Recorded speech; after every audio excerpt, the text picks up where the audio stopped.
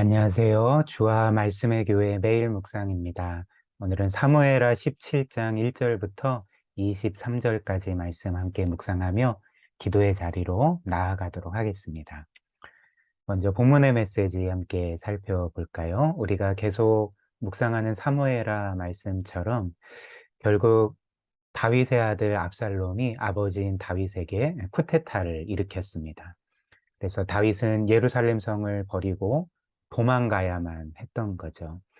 그리고 전세가 이 전쟁의 이 상황이 이미 압살롬에게 기운 상태였기 때문에 이런 이유로 압살롬은 군대를 이끌고 지금 당장 다윗을 기습하기만 하면 충분히 다윗을 죽일 수 있었던 상황이었습니다. 그래서 어떤 면에서는 전쟁이 거의 이제 끝난 거나 결정된 거나 다름없는 상황이었던 거죠. 그래서 압살롬의 편에 섰던 아이도벨은 압살롬에게 이런 당부를 합니다. 내가 군대를 이끌고 지금 당장 다윗을 치겠습니다. 충분히 다윗을 죽일 수가 있습니다. 라고 기습하기를 요청을 했던 거죠. 사무엘하 17장 1절과 2절입니다. 아이도벨은 압살롬에게 또 이와 같이 말하였다. 부디 내가 12,000명을 뽑아서 출동하여 오늘 밤에 당장 다윗을 뒤쫓도록 허락하여 주십시오. 그가 지쳐서 힘이 없을 때에 내가 그를 덮쳐서 겁에 질리게 하면 그를 따르는 모든 백성이 달아날 것입니다. 그때 내가 왕만을, 다윗만을 쳐서 죽이면 됩니다. 이렇게 기습을 요청을 했고요. 그리고 이런 아이도벨의 모략, 전략을 그 자리에 있던 압살롬과 모든 이들이 옳게 여겼습니다. 지혜롭게 여겼다는 거죠. 4절입니다. 압살롬과 이스라엘 장로들이 다 아이도벨의 말을, 그의 모략을 옳게 여기더라. 즉 이렇게 하면 우리는 승리할 거다. 다윗을 죽일 수 있고 이제 이 이스라엘을 우리 왕 압살롬이 다스릴 수 있을 거다. 이렇게 생각을 했던 거죠. 그렇다면 이제 모든 것이 끝난 것 아닙니까?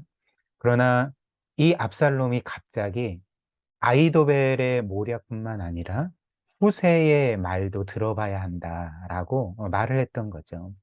후세는 누굴까요? 우리가 앞에서 본 것처럼 후세는 다윗의 친구였고 처음에는 다윗이 예루살렘 성을 떠날 때 자신도 다윗과 함께 가려고 했지만 다윗이 이 후세에게 이런 부탁을 했습니다. 너는 예루살렘에 남아서 이 성 안에 있는 모든 이야기들을 나에게 전해줄 뿐만 아니라 이 아이도벨의 계략을 무산시켜 달라.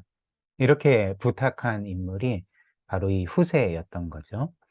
그리고 그 전에 다윗은 이 아이도벨이 자기의 편에서 압살롬의 편으로 넘어간 것을 듣고 하나님께 이렇게 기도를 했습니다. 하나님, 아이도벨의 모략을 좌절시켜 주시옵소서라고 간절하게 기도한 적이 있습니다.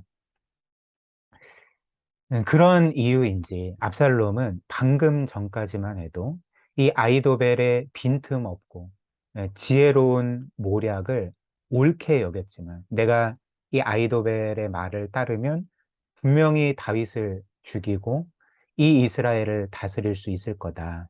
이렇게 생각을 했고 압살롬뿐만 아니라 이 이스라엘의 장로들도 아이도벨의 모략을 지혜롭게 올바른 것으로 여겼음에도 불구하고 갑자기 압살롬은 후세의 말도 들어봐야 한다라고 했던 거죠. 그래서 어떻게 했을까요?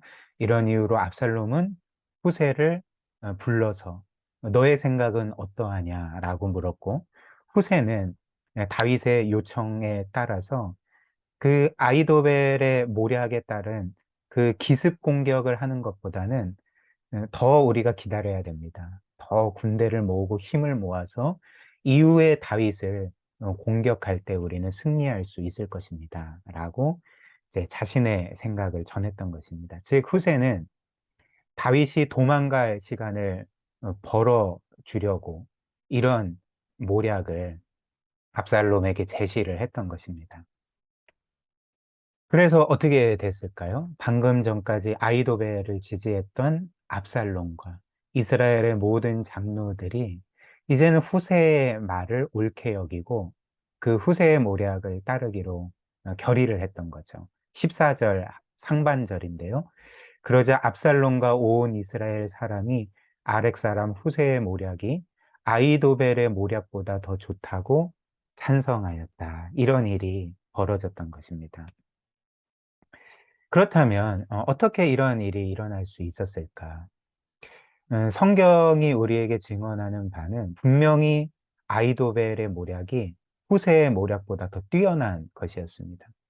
아이도벨이 더 훨씬 전세를 정확하게 꿰뚫고 있었고, 그래서 지금 지친 다윗과 그의 군대를 기습하면 분명히 다윗을 사로잡고 죽일 수 있었을 거다. 정확한 판단을 하고 있었습니다. 그리고 압살롬과 이스라엘의 장로들도 처음에는 이 아이도벨의 모략을 더 옳게 여겼던 거죠. 그런데 갑자기 압살롬과 이스라엘의 장로들은 후세의 말을 듣기를 원했고, 그리고 후세의 모략을 아이도벨의 모략보다 더 옳게 여기는 이상한 일이 벌어졌던 거죠. 무엇 때문이었을까요? 이것은 바로 하나님의 명백한 개입하심이었던 것입니다. 즉 다윗이 기도한 대로 하나님은 이 아이도벨의 모략을 좌절시키기를 원하셨고, 또한 그 악한 죄를 지었던 압살롬을 벌하기를 원하셨기 때문에 하나님께서는 압살롬의 마음에 역사하셔서 아이도벨의 말이 아닌 후세의 말을 듣게 하셨고, 그 말을 옳은 것으로 여기게 그렇게 역사하셨던 것입니다. 그래서 이에 대해서 성경이 이렇게 설명을 하고 있습니다. 14절 하반절에 그 이유가 분명하게 기록되어 있는 거죠. 이렇게 된 것은, 즉 압살롬이 아이도벨이 아닌 후세의 말을 듣게 된 것은 여호와께서 압살롬에게 재앙을 주시려고 아이도벨의 좋은 계획을 좌절시키셨기 때문입니다. 이렇게 우리에게 그 이유를 설명하고 있는 거죠. 그래서 어떻게 되었을까요? 자신의 모략이 거절당한 아이도벨은 결국 이 전쟁은 패배할 거다. 결국 압살롬이 패배하고 죽임당할 거다라는 것을 직감하고, 자신도 그러면 죽임당할 것이 당연한 것 아니겠습니까? 그래서 이 모든 상황들을 깨닫고 이제 자신의 고향으로 돌아가서 스스로 목숨을 끊게 됩니다. 우리 이 말씀을 우리의 삶에 한번 적용을 해볼까요? 이 세상은 끊임없이 우리에게 이런 말을 하는 거죠. 당신이 충분한 능력이 있고, 지혜가 있고, 많은 소유를 가지고 있고, 또 어떤 계획을 철저하게 빈틈없이 세우고 실행한다면 당신은 무엇이든지 능히 이룰 수 있을 것입니다. 라고 우리에게 이런 메시지를 끊임없이 주는 것 같습니다. 즉, 이 세상에서 우리가 어느 정도 능력이 있고 지혜가 있고 계획을 잘 세우면 우리는 모든 것을 이룰 수 있다, 성취할 수 있다, 이렇게 생각하게 만드는 거죠. 그러나 과연 그럴까요? 그렇지 않습니다. 우리의 삶을 돌아보아도 결코 그렇지 않은 거죠. 충분히 할 수 있는 일인데도 하지 못했을 때가 많이 있었고, 또 우리의 계획이 지혜롭고 빈틈없고 철저하게 세워진 것이라 할지라도 그 계획이 이루어질 때도 있지만 그렇지 않을 때도 있었음을 우리가 우리 삶 가운데 경험하지 않았습니까? 그렇다면 이에 대해서 성경은 우리에게 뭐라고 말할까요?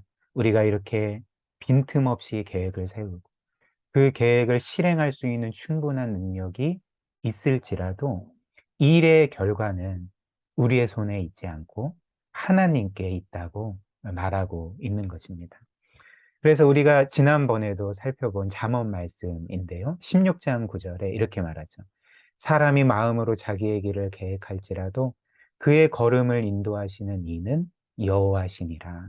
19장도 마찬가지입니다. 21절인데요. 사람의 마음에는 많은 계획이 있어도 오직 여호와의 뜻만이 완전히 서리라. 우리의 뜻이 아니라, 우리의 계획이 아니라 바로 하나님의 뜻과 계획만이 온전히 성취되리라 말씀을 합니다.